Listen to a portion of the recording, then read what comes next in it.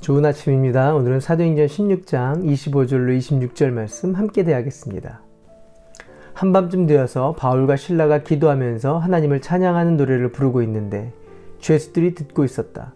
그때 갑자기 큰 지진이 일어나서 감옥의 터전이 흔들렸다.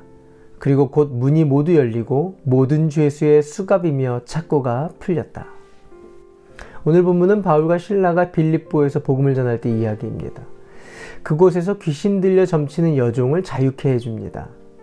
그로 인해서 그 여인으로 돈을 벌어들이던 주인들이 더 이상 귀신 들어 점치는 일로 돈을 벌 수 없게 되자 바울 일행을 사람들 사이에서 문제를 일으키는 사람들이다라고 거짓 신고를 하고 그들을 억울하게 감옥에 갇히게 합니다. 옷도 찢기고 매도 많이 맞고 손과 발이 모두 묶인 상황에서 그들은 밤을 맞이하게 됩니다.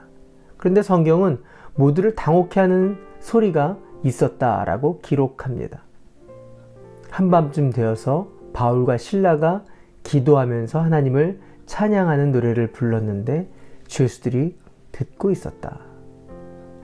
마땅히 인간적으로는 원망하는 소리, 신음하는 소리가 있어야 되는데 그들은 기도와 찬양을 드렸다는 것입니다. 늘 감옥 안에는 신음하는 소리, 한탄하는 소리, 남 탓하는 소리, 원망하는 소리가 있었을 것인데 그 소리 대신해서 기도하는 소리, 찬양하는 소리를 채웠다라는 겁니다. 인간적으로 이해할 수 없는 상황입니다. 사람은 인지상정인지라 상황이 좋아야 콧노래가 나오게 됩니다. 장사가 잘 되어야 하고 계획한 일이 잘 되거나 상황이 잘 풀려나갈 때 저절로 콧노래가 나오게 됩니다. 때문에 감옥은 콧노래가 나올 만한 곳이 아닙니다. 사람마다 상황이 무너져 있는 곳이기 때문에 그렇습니다. 그런데 상황이 무너졌음에도 불구하고 노래를 부르는 사람들이 있었다라는 겁니다. 우리는 여기서 한 가지, 하나님의 사람은 상황에 매이지 않는 기쁨이 있는 존재라는 것을 알 수 있습니다. 믿는 사람은 어떤 염려로도 우리의 상황이 나아지게 될 수 없다라는 것을 잘 아는 사람들입니다. 염려와 걱정으로 삶을 채우는 사람이 아니라 기도와 찬양으로 채워야 하는 삶을 가진 사람들입니다. 왜냐하면 온전한 것을 채워야 힘이 나는 존재이기 때문에 그렇습니다. 온전한 것을 채워야 하나님의 나라, 하나님의 백성이 되어져 가기 때문에 그렇습니다. 오늘 우리의 삶을 채워야 하는 것이 있습니다. 엉뚱한 것으로 채우면 힘이 빠지거나 망하게 됩니다. 그러나 온전한 것으로 채우면 반드시 하나님은 그 상황과 그 모든 것들을 넉넉히 이길 힘을 주신다라는 겁니다. 바울과 실라는 무너진 상황을 기도와 찬양으로 채워갑니다. 기뻐서 기도와 찬양이 나오기도 했지만, 감사해서 찬양이 나오기도 했지만, 기도가 아니면, 찬양이 아니면 살 수 없는 인생이기 때문에 기도와 찬양을 드린 것입니다. 그런데 놀라운 일이 벌어집니다.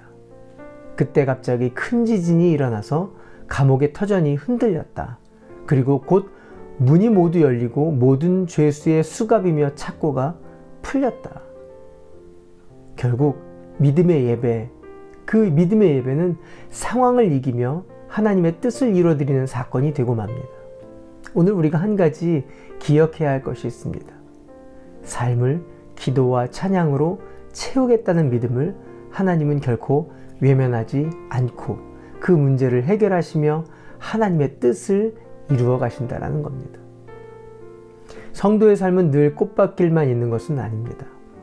그러나 믿음의 예배로 삶을 채우는 자에게 하나님은 넉넉히 이길 힘을 주시고 주님의 뜻을 이끌어 가십니다. 오늘 삶을 찬송과 기도로 채우시는 하루 되시기를 바랍니다. 기도할까요? 좋으신 하나님, 우리의 삶에 예상할 수 없는 당혹스러운 일들이 많습니다.